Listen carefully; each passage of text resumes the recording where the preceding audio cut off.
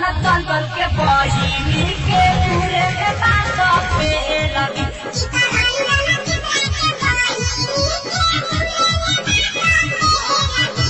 पूजवा के नाम धके कहवाता अपन बहिन जोदावता मन करे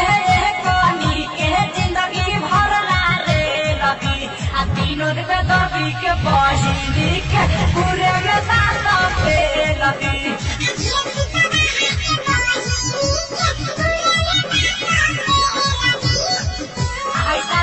गईले रहे कि हो जाए पुजवाला का एकर बहिन राजा हो जाई इतना दूसरा के बारे में गावता अपना बारे में ना सोचता भोजपुरी के सारा समाज को देवे बसा संतान से बात रख बिहार के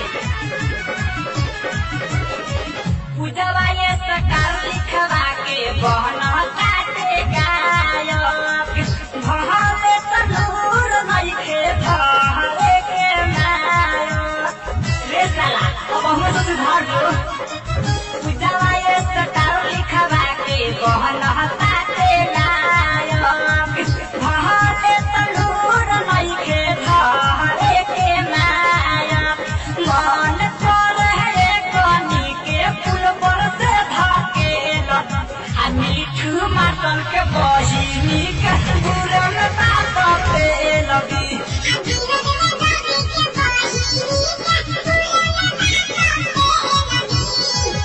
जाहो साथ लोगन तोहनी के गीत ना जुड़े लागी खाली लड़की के नाम होके गावेला पर ऐसा काम बनवा तारो काम कइले बा अरे चिरगन जिता बहिन को बहुत काम कइले बा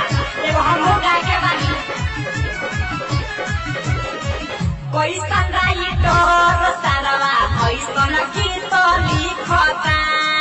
बीरजत बिहारी अपना दीदी पर सीखता कोई संगाई तोर सारवा ऐसन गीत लिखता बीरजत बिहारी अपना दीदी पर सीखता मन करे ओकरा दीदी के भीतरी लेके लगी चंदन चंचल के बहिनी के पूरा बात पे लगी